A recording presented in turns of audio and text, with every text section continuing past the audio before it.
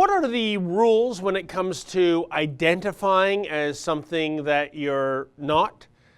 I think we're up to, 85 different genders, and gender fluidity, well, that's A-okay apparently, but when it comes to race and age transitioning, that's offside? But why?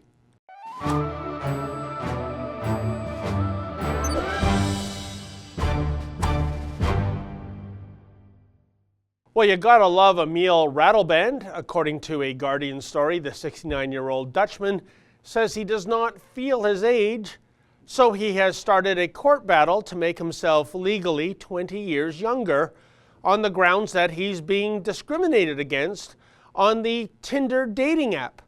Apparently, he'll go from dud to stud if he manages to shave 2 decades off his actual age.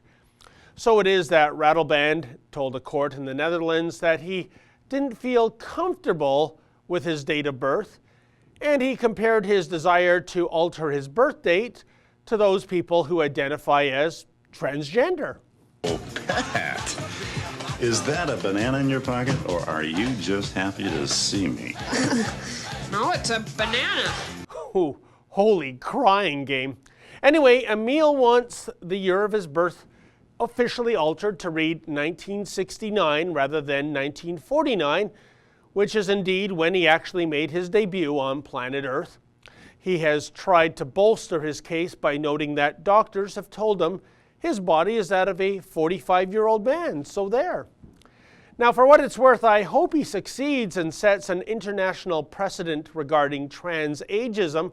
You see, my son just turned 17, but he's really quite mature, folks, so I want him to be recognized as a 19-year-old so that I can take him down to the pub and have a beer with him. And why shouldn't that fly? These days, isn't it all about how one feels? Then again, try telling that to poor Rachel Dolezal. Dolezal is the former director of the NAACP chapter in Spokane, Washington. She's a white woman who has long self-identified as a black woman, even though her own family members have made public statements noting that she was indeed born Caucasian. Yet Dolezal, who seems to spend more time in tanning salons than the infamous Tan Mom, has long remained mute on discussions regarding her ethnicity. Yet when her Caucasian heritage was indeed revealed a few years ago, Dolezal was pilloried on the left for black appropriation, I suppose, even though she wasn't pretending to be black to mock anyone. And she reportedly did a really good job when she was at the NAACP. No, she apparently loves black culture so much that she sincerely wants to be part of it. So why the hate on for Rachel?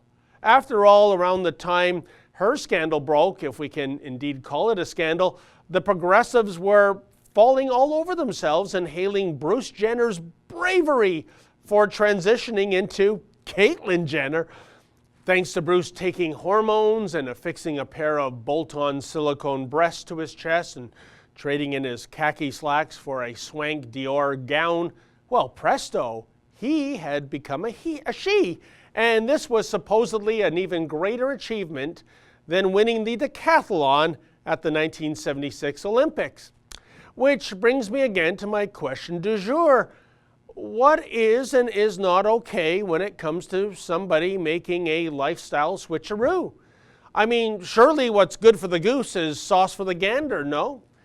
So here's hoping that Emil Ratelband will indeed score a victory when it comes to legally turning back the hands of Father Time. If he feels like a 49-year-old, well, who are we to tell him he is a 69-year-old, even if he was born 69 years ago? Indeed, that is my firm position, as I currently identify as a non-binary, asexual, gender-fluid spirit unicorn. But then again, folks, check back with me in 10 minutes.